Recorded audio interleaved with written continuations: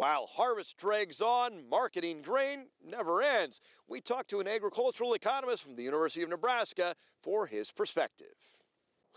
Well, we're here at harvest. We're looking at price going into the future. What's kind of your general big picture takeaway of things?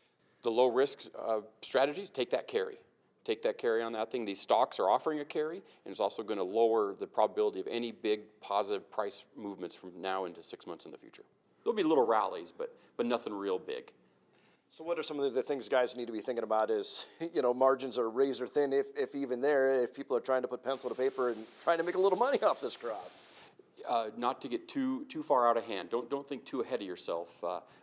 If there's a good margin there, don't risk everything, or even just a decent margin. And through some data we've been looking at cost production, actually no, there is actually positive margin for in the data set a decent number of producers. So a decent number of producers will be on the positive side on the margin. So we're looking at some guys maybe making a few dollars. Absolutely, yeah. That's the flaw of the average. It doesn't tell you anything about the distribution. Yeah, there are some people that are down in those low threes, possibly the high twos on cost production, and there are those other ones that are towards those getting closer to 4. There's a lot of things we can put on a crop and a lot of inputs we can put in over the course of the year, and some of those have kind of diminishing returns, it seems like, at some point. How careful do we need to be in a market economy like this to be looking at cost of production? Well, the best success to a marketing plan is to keep your cost of production as low as possible. It's marginal cost, marginal benefit. That additional extra unit of input you're putting on that, increasing that cost, you need that additional benefit coming out of that. And like you said, that's diminishing. When corn is low, you don't get as much benefit when the corn price is low. So maybe time to pull back on some of those decisions. But you do see some rallies. I mean, are there going to be some opportunities? How will we know maybe when we're seeing those and try to take advantage? Well, there's plenty of stocks that's going to keep a lid on that sort of stuff. But you start seeing a 2, 3, 4, 5% rally. It's time to take advantage. Don't be looking for 50, 60, 80 cents over the next 6 months because you're going to end up in the spring with a price that's likely to be lower because we already have a carry in the market. So if you're a buyer, you're going to be looking ahead.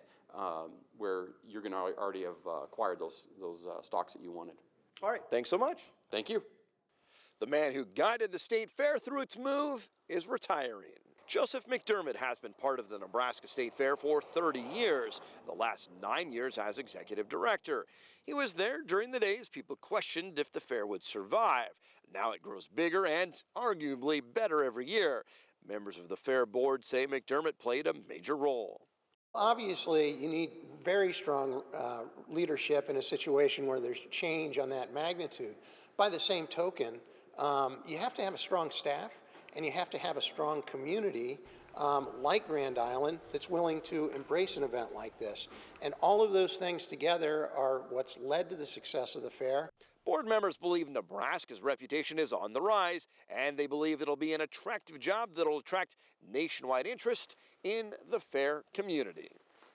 Recent wins show the value of a windbreak. Up next, more on how you can order trees for your farm and our Grow Weather Report.